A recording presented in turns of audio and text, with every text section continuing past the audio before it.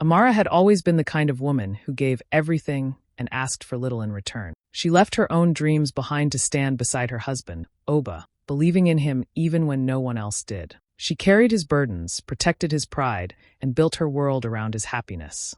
To the outside eye, she was the devoted wife every man claimed to want. But inside she was a woman who had quietly learned how much sacrifice could cost. That evening in Kumasi, the air was filled with laughter, music, and the warm closeness of family. Plates of jollof rice and grilled meat passed around, children running through the courtyard, elders telling stories under the glow of lanterns. In the middle of it all, Oba made his move. Without shame, he leaned in and kissed Zinal, young, beautiful, and brazen, right in front of everyone. The chatter dropped, forks froze midair, and all eyes turned to Amara. Oba didn't look away. He wanted to see her break. He waited for the trembling lips, the tears rushing to her eyes, the angry outburst he thought she couldn't hold back. He was ready for the drama, ready to see her beg for dignity in a place where none would be given. But Amara didn't cry. She didn't shout. She simply looked at him, her face soft, her lips curling into a calm smile. And in that quiet, collected expression, something shifted. It wasn't pain that Oba saw. It was power. And it scared him. Amara had not always been the quiet, calm woman who could smile through betrayal. Years earlier, she was full of her own dreams. She had a career lined up, a promising future that carried her name, not her husband. She was ambitious, sharp, and respected in her field. But when Oba came into her life, she chose love over herself. She believed in him so strongly that she pushed her career aside so he could chase his ambitions. "We'll build this together," he used to whisper, and she believed him. She traded her own opportunities for the hope of a shared future. It wasn't easy. From the start, his family never truly welcomed her. They called her names behind her back, whispered that she wasn't good enough for their son, that she brought nothing to the table. Sometimes the words slipped out right in front of her, sharp like broken glass. Amara would bite her tongue, smile politely, and pretend not to hear. For Oba's sake, she endured it all. She told herself that one day, when he finally succeeded, they would respect her too. The early years tested her in ways she never imagined. There were nights when the house went dark because the electricity bill hadn't been paid. Days when she counted coins to stretch meals into something that looked filling. Loneliness became her shadow.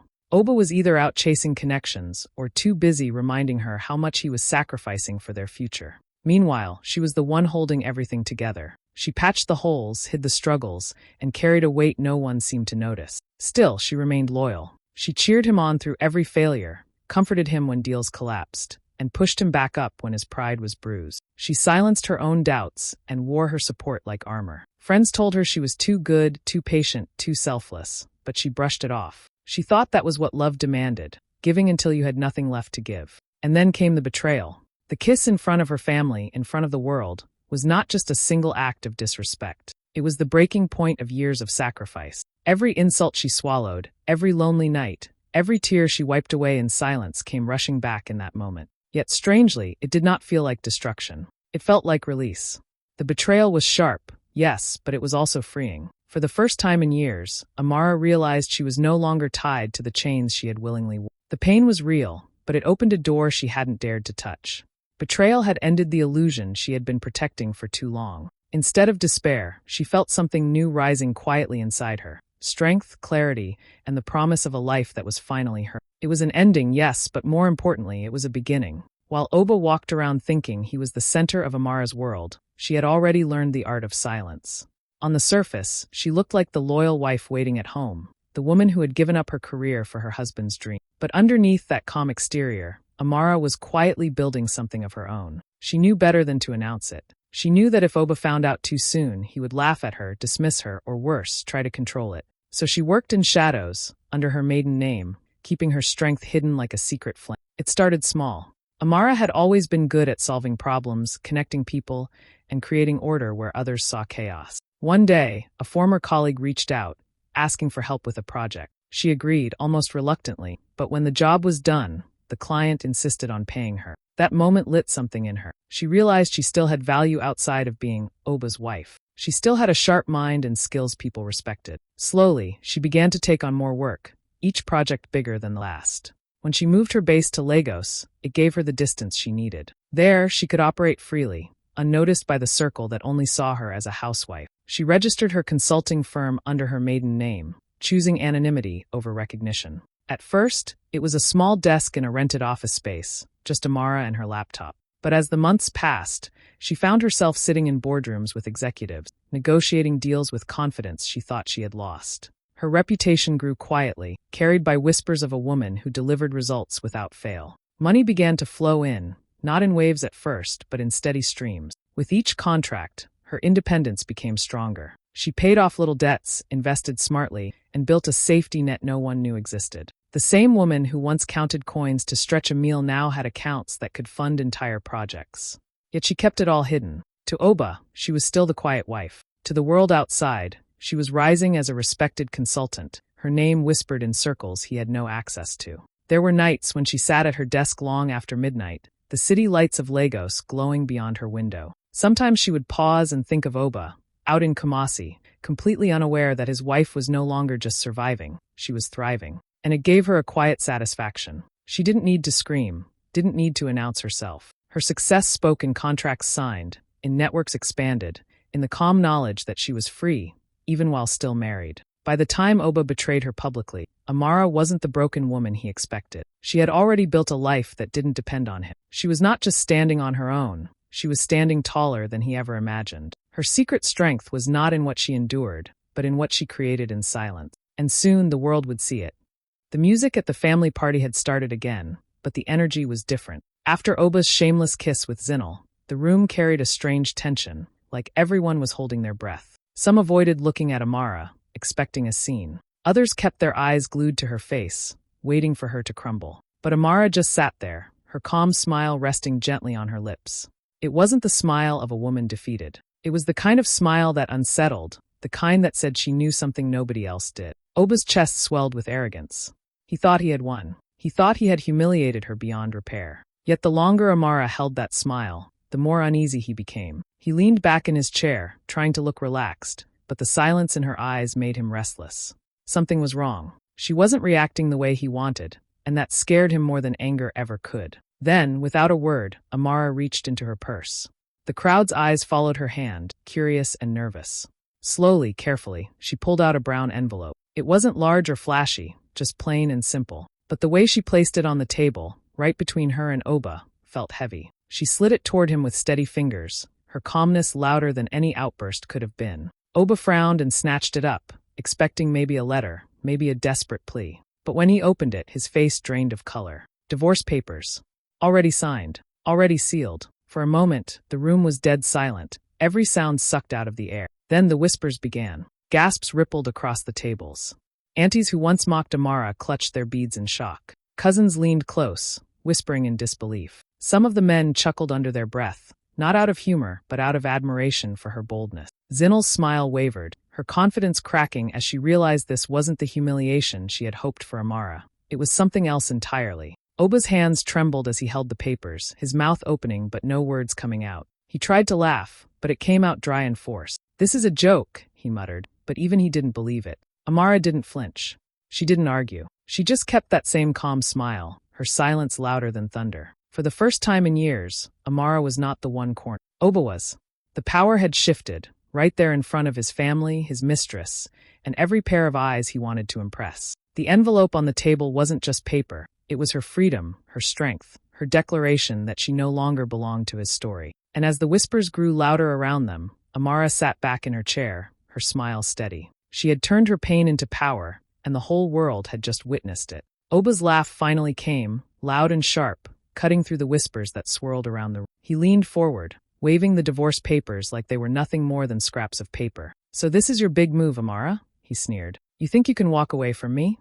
You'll be crawling back in no time. You have nothing without me." "Nothing," his words echoed, and a few uneasy chuckles slipped from his side of the family, but even they sounded forced. Amara didn't flinch.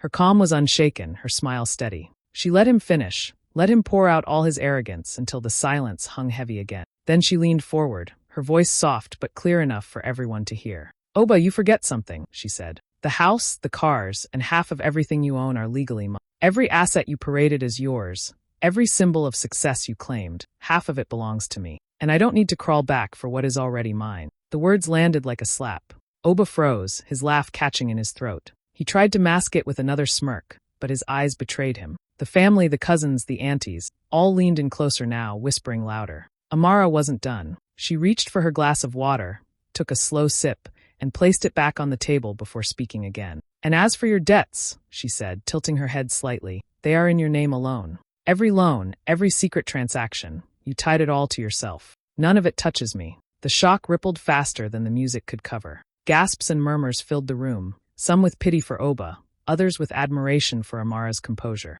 Oba's face grew hot, beads of sweat forming at his temple. He opened his mouth to argue, but the words wouldn't come. He knew she was telling the truth. Zinel, sitting beside him, had been smirking until that moment. At Amara's words, her expression shifted. First confusion, then panic. She leaned closer to Oba, whispering something urgent, her hand tightening on his arm. He shook her off, his temper boiling, but the damage was done. She had seen it. The empire she thought she was inheriting was nothing but a crumbling facade. The room was no longer his. The power he carried into the gathering had slipped right out of his hand. He looked around at the faces staring back at him, some amused, some disappointed, some almost gleeful at his humiliation. The very stage he tried to use to destroy Amara had turned against him. Amara didn't raise her voice, didn't gloat, didn't need to. Her strength was in her silence, in the calm truth she delivered without anger. As Oba fumbled with the papers, Zinel's painted smile fell apart, and the family sat stunned. Amara remained seated like a queen who had already won. And deep inside,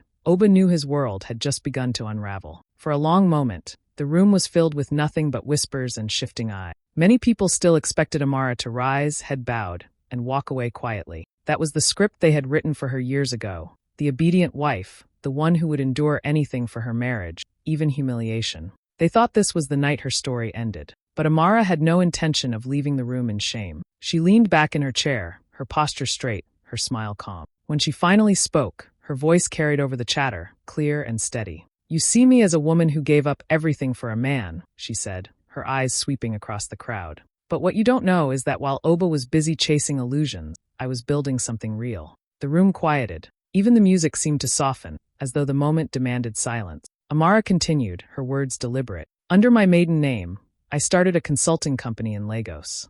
What began as a small desk and a laptop has grown into an enterprise. Just last week, my firm signed a multi-million-dollar contract with an international company in Cape Town. And that, ladies and gentlemen, is not tied to Oba's name. It is mine, fully mine." Gasps rolled through the room. People sat up straighter, exchanging shocked looks. Some of the very relatives who used to dismiss her as just a housewife now blinked in disbelief. A few even lowered their eyes, ashamed of how they had treated her. Oba's mouth hung open, words trapped behind his shock. His arrogance had no room to breathe. He had mocked her, certain she had nothing. Yet here she was, not only free of him, but standing taller than he ever imagined. He gripped the divorce papers tighter, as if they might somehow dissolve in his hands. But they didn't. The truth was staring him down in front of everyone.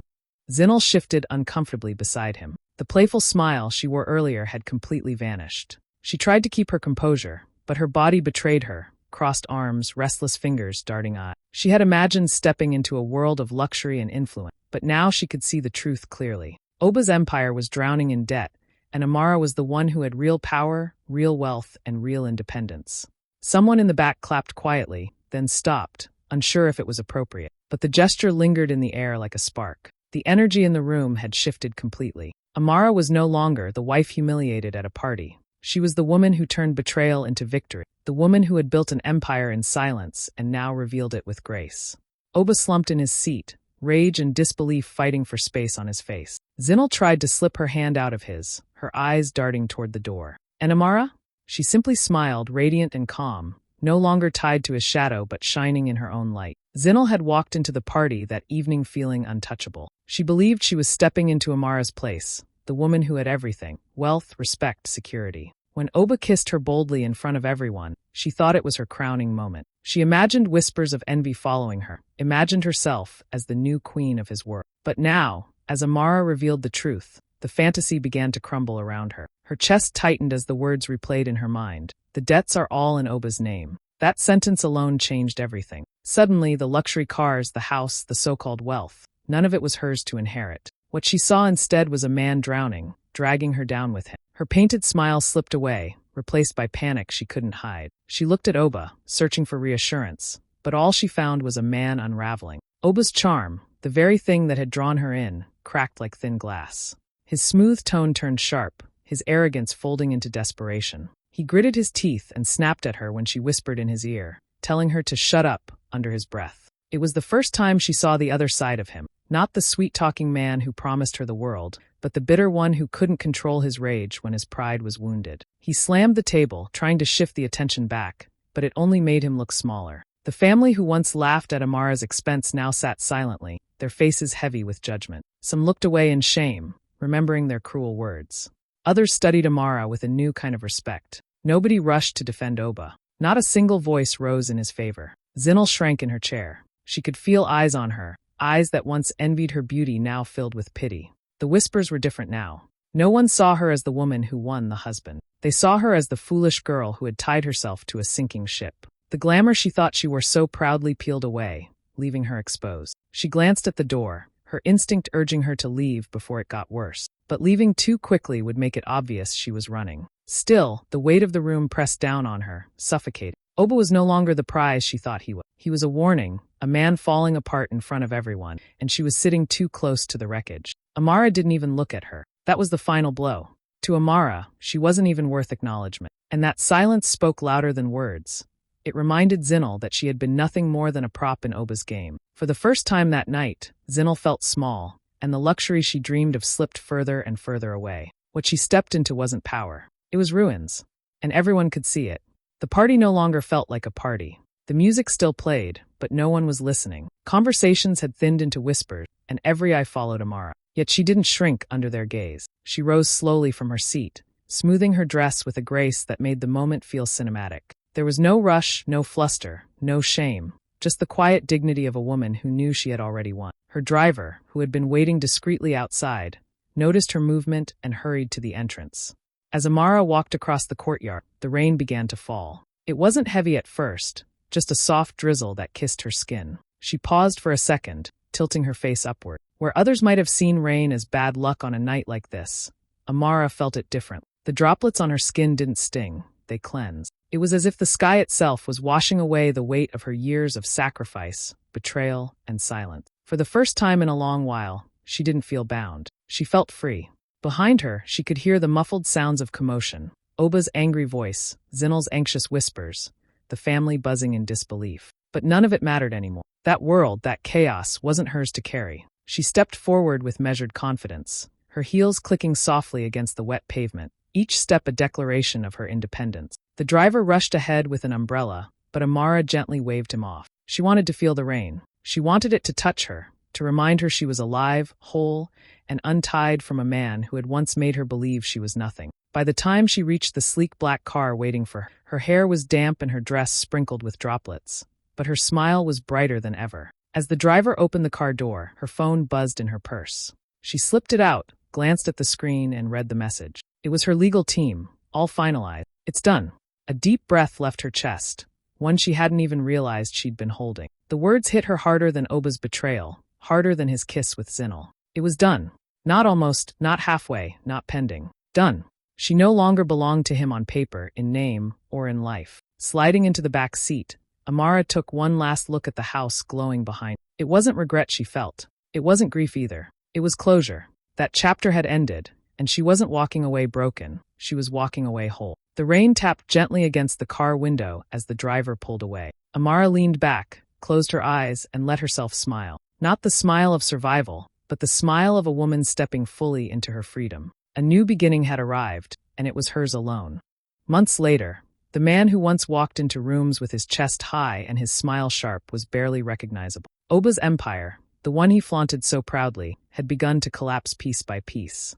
The loans he had hidden, the risky deals he thought no one knew about, all came crashing down on him. Creditors began knocking, his phone buzzed nonstop with demands, and the very people who once praised him started to distance themselves. At first, he tried to maintain the illusion. He still dressed in fine clothes, still forced the confident laugh, still acted like everything was under control. But in Kumasi, news travels fast. Word spread that his cars were being repossessed, that his accounts were frozen, that his name was whispered in banks with pity and warning. Friends who once drank and laughed with him stopped picking up his calls. Even family, who used to mock Amara while defending him, slowly pulled away. Nobody wanted to be tied to his sinking ship. Zinal was the first to show her true colors. At the beginning, she tried to stay, convincing herself that the storm would pass. But the more she saw the bills pile up, the angrier she became. The man who had promised her a life of luxury was now snapping at her, taking out his frustration in cruel words. His charm was gone, replaced with bitterness. Zinel didn't last long. She found herself a new man, one with money in his pocket and stability in his home. One morning, Oba woke up to find her side of the closet empty. She was gone without a goodbye. That was the moment reality sank in. For years, Oba believed he could never lose. He thought his arrogance was power, his lies were strategy, and his betrayals were strength. Now he sat alone in a half-empty house, his name dragged through the mud, his so-called empire reduced to ashes. The silence in the rooms mocked him. The man who once mocked Amara for having nothing now had less than nothing. He had debts, shame, and no one to stand by him. In Kumasi, his downfall became a story people told in low voices. He was no longer the successful man everyone envied, but a cautionary tale about pride and betrayal. Elders shook their heads, reminding young men not to treat their wives the way Oba treated Amara. Women whispered about how strength could hide in silence, using Amara's smile as an example. His name, once spoken with admiration, now carried warning. Oba tried to fight against it, but there was no dignity left to hold. Every move he made to rebuild collapsed again, because no one trusted him anymore. He had burned too many bridges. The proud man who once believed he owned everything had lost it all, and the world around him moved on, leaving him to sit in the ruins of the life he destroyed with his own hand. Amara's life after Oba was nothing like the one she left behind. Free from his shadow, she poured her full energy into the company she had built in secret. What started as a consulting firm in Lagos spread quickly across borders. She expanded into Accra, Nairobi, Johannesburg, and beyond. Boardrooms that once dismissed her now opened their doors with respect. Her name, her own name, was spoken with admiration across Africa. She was no longer known as Oba's wife. She was Amara, the CEO, the visionary, the woman who rose from betrayal to brilliance. Success followed her, but it wasn't just about contracts and profits. Amara carried her story with her wherever she went. Women listened to her speak at conferences and workshops, their eyes wide with recognition and hope. She told them the truth, that strength doesn't always roar, that sometimes it grows quietly in the dark until it's ready to shine. She spoke about dignity, about never letting betrayal define you, and about building a life where your worth is never tied to someone else's name. Her words lit fires in women who had once felt small, and they began to see themselves differently. The same family members who once mocked her now held her up as an example. Even the elders in Kumasi, who had once shaken their heads at her silence, now used her story to teach their daughters and sons about patience, resilience, and self-respect. Amara had become more than successful, she had become a symbol. Yet, for all the applause and admiration, Amara stayed grounded. She didn't chase revenge or waste time watching Oba's downfall. His collapse wasn't her victory. Her victory was the empire she built, the freedom she claimed, and the peace she found within herself. She refused to let her identity be shaped by pain. Instead, she built it on purpose. One evening, after a long day of meetings in Cape Town, Amara stood by the window of her hotel suite. The city lights sparkled below, stretching out like a sea of stars. She wore a tailored suit, her hair pulled back, her presence commanding yet graceful. For a moment, she thought about the woman she used to be, the one who sacrificed everything, who smiled through insults, who endured betrayal in silence. Then she thought of the woman she had become, and her chest swelled with quiet pride. She walked to the balcony, letting the cool night air touch her face. A smile spread across her lips. Not the polite smile she once used to hide her pain, not the forced smile of endurance, but a true smile. It wasn't for Oba, and it wasn't even for the people who doubted her. It was for herself, for the life she had built, for the freedom she had claimed. Her smile wasn't surrender. It was victory, and it was hers alone.